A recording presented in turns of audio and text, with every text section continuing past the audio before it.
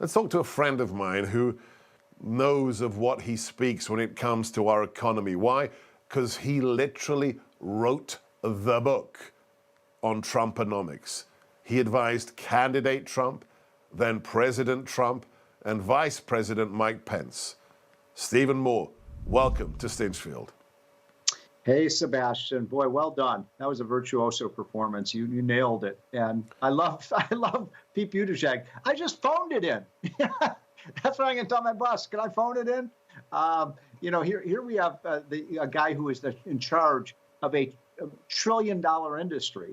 You've got all these supply chain disruptions. So you'd think that the transportation secretary would be all in on this. Now, he has, as you said, exceptional qualifications for this job because, after all, he was the mayor of South Bend, Indiana. I mean, the guy doesn't know anything about, and look, he seems like a nice guy, Pete Buttigieg, but he doesn't know anything about planes, trains, or automobiles. And this is a problem. It's not just their ideology. You and I disagree fervently with the things that they believe in, but it's also a matter of the competence of these people. You nailed it when you said what originally attracted me to Donald Trump was finally we had a businessman who knew how to run something, who knew how to meet a payroll, who knew how to manage a big operation. And I didn't always agree with everything Donald Trump did, but he always put America first, and he had the expertise to put incredible things together like Operation Warp Speed. I wonder who over there in the White House, Sebastian, who has any management or business experience in the real world whatsoever?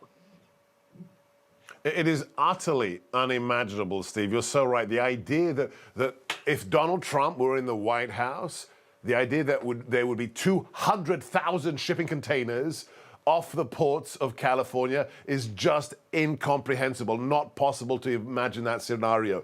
Let me run this past you. I want to see if you like this comment. So when President Trump was on my radio show, America First, recently, he said the following. He said, all that Joe needed to do is to just not touch anything. Just let the stuff we put in place when it comes to the economy and national security, just let it continue.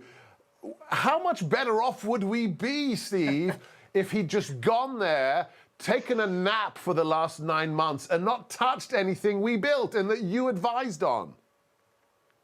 It's a great question. I really believe that if Donald Trump were president today, we would have 6, 7, 8% growth in the economy.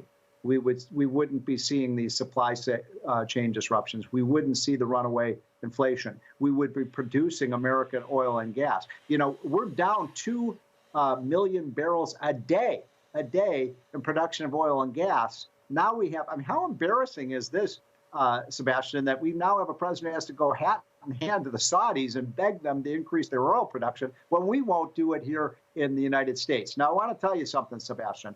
Tomorrow morning at 8:30 a.m., we're going to get the third quarter GDP report. I'm going to give you kind of a sneak preview of that. We don't know exactly what that number is going to be, but the latest estimates are that it's going to be somewhere near 0.5%. 0.5% is pathetic.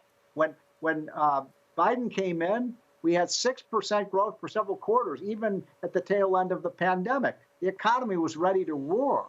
And we've gone from 6% growth consistently down to 0.5%. What I'm telling you, this is the new word, Sebastian, stagflation. Now, a lot of people haven't heard that term for 30 or 40 years. That's the combination of high inflation and stagnant growth. It didn't take long, did it? Well, this is the one thing you can say about Joe Biden. He was even more successful at tanking the U.S. economy than Jimmy Carter was. The former peanut farmer took 4 years.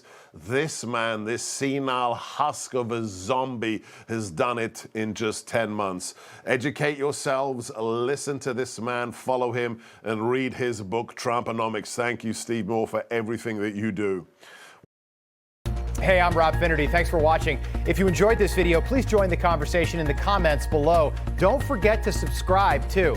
Hit the bell icon to be alerted to breaking news. And remember, there's a whole lot more on Newsmax TV, America's fastest growing cable news network. Newsmax TV, we're real news for real people.